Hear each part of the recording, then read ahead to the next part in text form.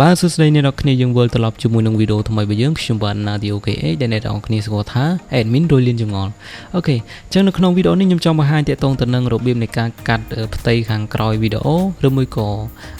កាត់ green screen អូខេអញ្ចឹងមុននឹងចូលដល់ការបង្ហាញរបស់ខ្ញុំចង់និយាយទាក់ទងទៅនឹងការបង្រៀនរបស់ខ្ញុំបន្តិចដែលមានគ្នាយើងដូចជាគាត់បាន comment ថាខ្ញុំនិយាយវិញឆ្ងាយច្រើនពេកធ្វើឲ្យគាត់នឹងកញ្ញាញ់គ្រូអូខេចង់ទៅចេះអ្នកនរគ្នាទាក់ទងទៅនឹងការនិយាយដែលខ្ញុំនិយាយរៀងវិញឆ្ងាយហ្នឹងដោយសារតែមានគ្នាយើងជាច្រើនដែលគាត់អត់សូវយល់ហើយឲ្យខ្ញុំនឹងនិយាយឲ្យបានក្បោះក្បាយនិយាយទៅគឺវីដេអូរបស់ខ្ញុំគឺសម្រាប់តែអ្នកដែលគាត់ទៅរៀនដំបងទេអញ្ចឹងអ្នកដែលគាត់ចេះខ្លះៗហើយគឺគាត់មើលទៅគឺមានអារម្មណ៍ថាដូចសាំញ៉ាំណាខ្ញុំនិយាយច្រើនពេកនិយាយទៅវាលក្ខណៈថាអូបន្លាយពេលវេលាក៏ពិតគឺខ្ញុំចង់ឲ្យគ្នាយើងនឹងគឺគាត់យល់ហើយកុំឲ្យគាត់នឹងមានចម្ងល់ឬមួយក៏មានចំណុចណាដែលគាត់មិនចេះមិនយល់មិនមាននិយាយទៅគឺខ្ញុំចង់លំអិតទាំងអស់ជូនគាត់អញ្ចឹងប៉ុន្តែដល់ពេលយើងនិយាយច្រើនបន្តិចទៅគឺលក្ខណៈថាដូចសាំញ៉ាំណាអ្នកនរគ្នាហ្នឹងហើយអូខេអញ្ចឹងយើងកុំឲ្យវីដេអូនេះគឺវាសាំញ៉ាំដូចគ្នាអញ្ចឹងយើងចូលដល់ក្នុងការបង្ហាញរបស់យើងតែម្ដងអូខេតោះអូខេអ្នកនរគ្នានឹងអ្នកនរគ្នាចូលនៅក្នុង project របស់អ្នកនរគ្នាមកអ្នកនរគ្នាធ្វើការ add នៅវីដេអូរបស់អ្នកនរគ្នាចូលដែលអ្នកនរគ្នាគិតថាចង់កាត់ background ឬមួយក៏ green screen ហ្នឹង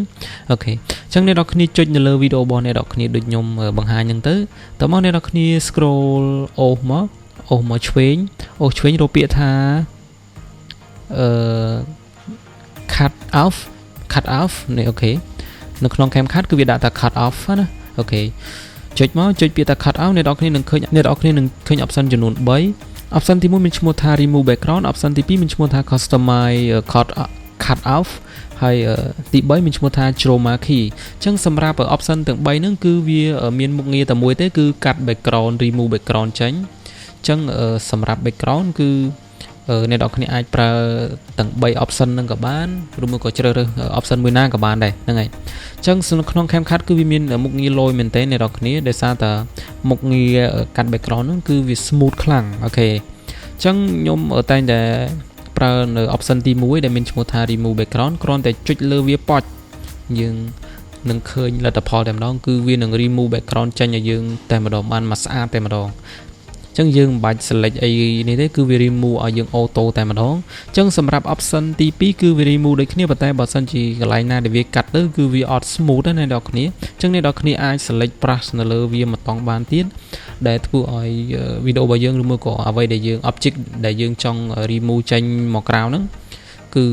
វាកាន់តែ smooth ទេណាអញ្ចឹងយើងអាចម៉ាស់ទៅលើនឹងម្ដងទៀតអូខេតោះយើង take វាមកហើយ option ទី3តាក់ទងទៅនឹង chromakey ហ្នឹងគឺវាដូចគ្នាទេគ្រាន់តែថាយើងអាច select ពណ៌ណា select ពណ៌ឧបមាថា option ទី1មិញហ្នឹងគឺវា remove អត់ស្អាតទេវាដាច់ដៃដាច់ជើង AC ចូលជ្រៅពេកអញ្ចឹងយើងអាចប្រើ select ពណ៌បើសិនជា green screen របស់យើងឬមួយក៏ background របស់យើងហ្នឹងពណ៌ដាច់ល្អអញ្ចឹងយើងអាច select ពណ៌មួយមានន័យថា select ពណ៌ដែលយើងចង់កាត់ចេញហ្នឹងទៅហើយ select ទៅគឺវានឹងនេះហើយវានឹងកាត់ឲ្យយើង auto បានស្អាតតែម្ដងអូខេតោះឥឡូវដូចអ្នកនរគ្នាបានឃើញអញ្ចឹងគឺវា remove បានហើយអត់មាន background ទេឥឡូវខ្ញុំនេះអានេះ background ណាអានេះអត់មាន background ទេអូខេគឺ remove ស្អាតអត់មានជាប់អីទេញ៉ៃទេអូខេអញ្ចឹងសម្រាប់ការ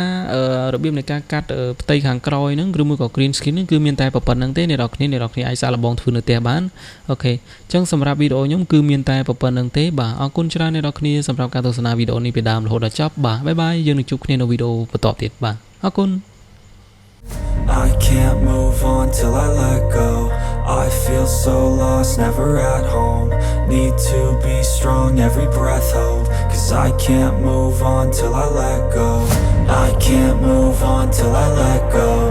I feel